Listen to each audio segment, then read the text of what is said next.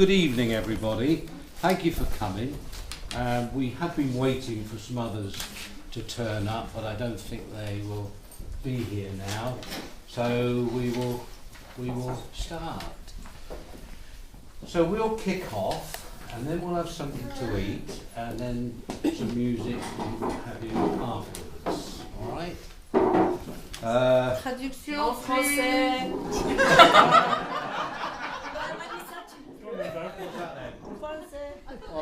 Oui, bienvenue ici ce soir pour le recital of chansons. Nous attendions quelques personnes, environ 6 personnes, peut-être qu'ils sont en route, mais donc il ne faut pas attendre plus. Nous faisons ce petit dialogue, en effet, pas un monologue, mais dialogue.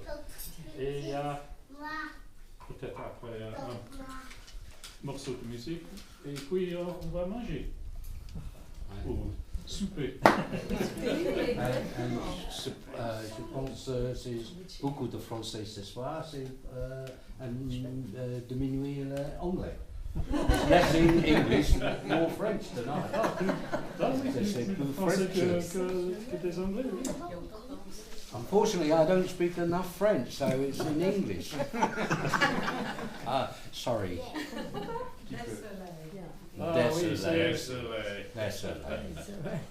Est-ce que vous parlez l'anglais un petit peu? A little.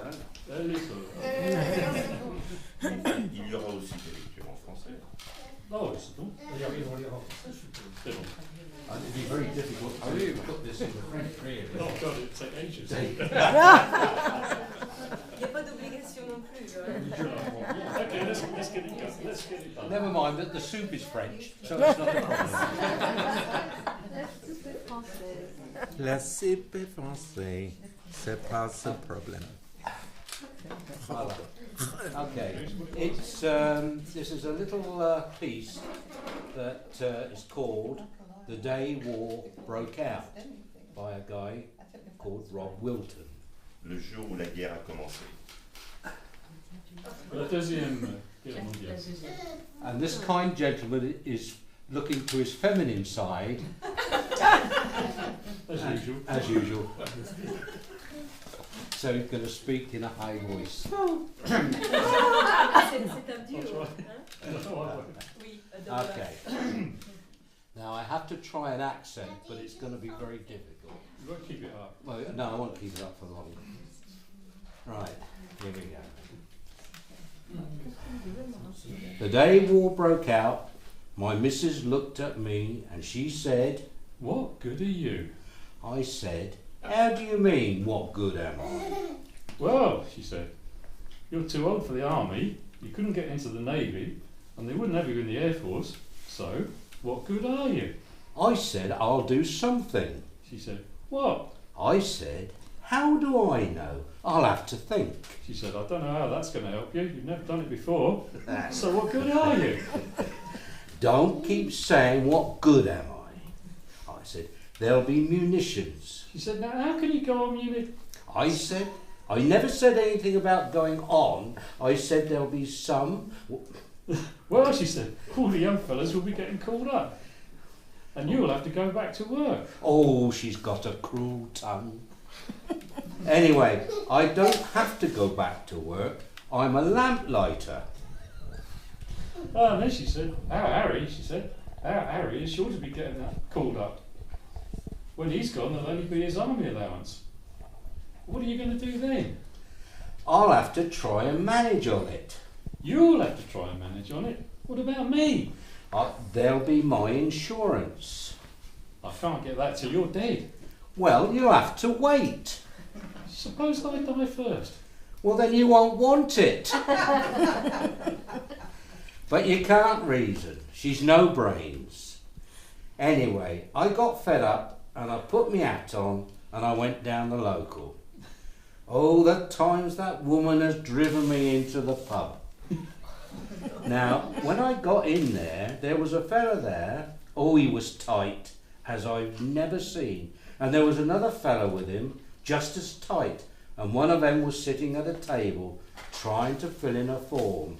And he said to his pal, he said, "Herbert," he said, "what's the name of this street outside the pub here?" he said. "I've got to fill it in this form. What's the name?" The other fella, just as tight, said, "The name of what?"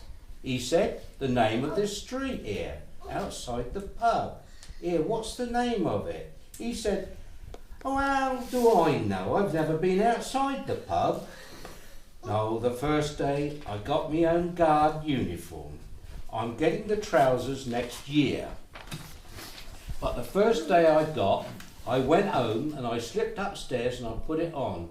And I came down into the kitchen and the missus looked at me and she said, What are you supposed to be? I said, supposed to be, I said, I'm one of the home guards. What are the others like? Well, what do you do in the Home Guards? I said, I've got to stop Hitler's army landing. What, you? I said, no, there's Harry Bates and Charlie Evans, and I said, there's 7 or 8 of us all together, I said. We're in a group, I said. We're on guard in a little hut behind the Dog and Pullet. Now, what's the good of being on guard in a little hut behind the Dog and Pullet? I suppose that was your idea. I said, aye, and that Charlie Evans wants to claim it as is. And then she looked at me and she said, Well, what are you doing with one stripe? You've only just got the uniform. How can you have...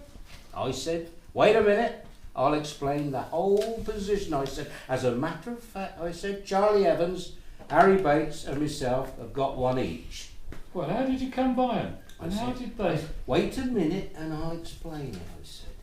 Tom Briley, the sergeant, got all browned off, fed up to the teeth, chucked it in and gave us one each. Oh, and we've all joined for the duration. That's unless it doesn't finish before then. We don't know, you see. But my missus, she gets on, she asks such dark questions. Here, only this morning, she said. What are you supposed to be guarding? Oh, don't start all that again. We're guarding the British Isles.